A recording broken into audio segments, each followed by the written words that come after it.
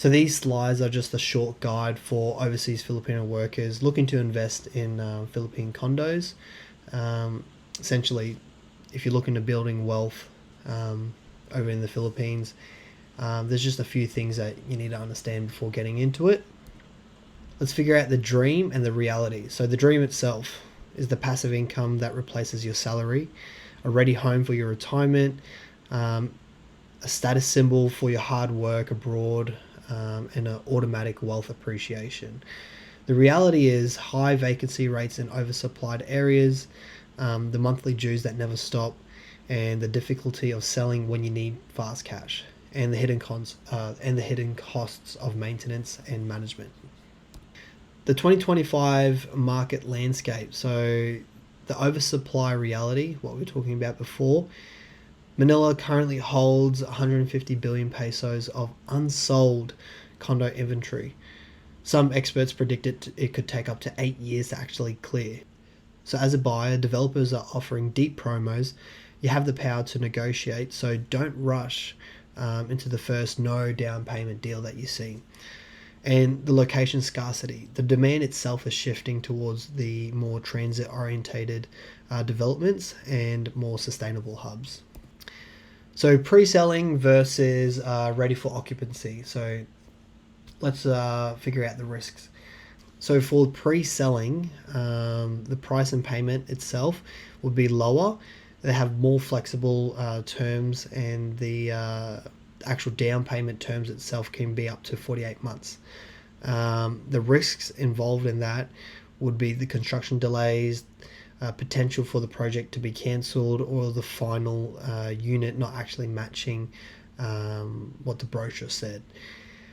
This would actually be best for the younger overseas Filipinos with a longer career horizon and limited upfront cash, because like we were saying, it's a bit more, it has a lower introductory cost.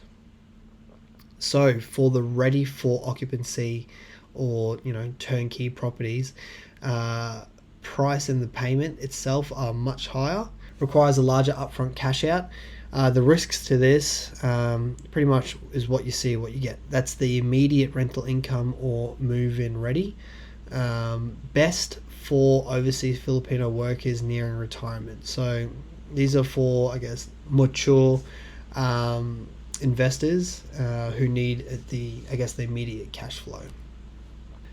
The real return on investment. So we're looking at the maths here. The expense type. So for example, the gross rent, the total money that the tenant is actually paying would be 100% of the revenue. And then you got to look at your association dues that must be paid even if the unit is still vacant. The property taxes, which is your obviously annual local government tax, management fee, if you hire an agency to handle your tenants, and then obviously the maintenance that follow behind there. This is obviously including repairs and any sort of appliance wear. So the realistic net yield is around 3 to 5%. That is cash in your pocket. The hidden costs or the hidden turnover fees, some of you may know, which are the closing costs, that can total for about 5 to 10% of the actual property price. And then obviously other costs could include your moving fees, your furnishing fees, and then your utility deposits. So looking at financing, we've spoken about these three before, mainly bank financing and in-house. Bank financing is typically a lower rate compared to lower interest rate compared to in-house. So typically with your interest rates is much lower with your bank financing compared to your in-house. Maximum terms with your bank financing could also be up to 20 years. In-house maximum is usually around 5 to 10 years. Though the bank financing does have a more stricter credit check, whereas the in-house doesn't really do a credit check. They have a bit more leniency towards their customers. Another thing to consider is managing your property whilst you're in Australia.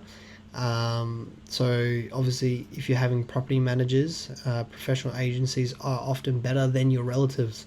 They handle the tenant screening and repairs, and the fee is structured around 10 to 15% of your monthly rent for a full service management.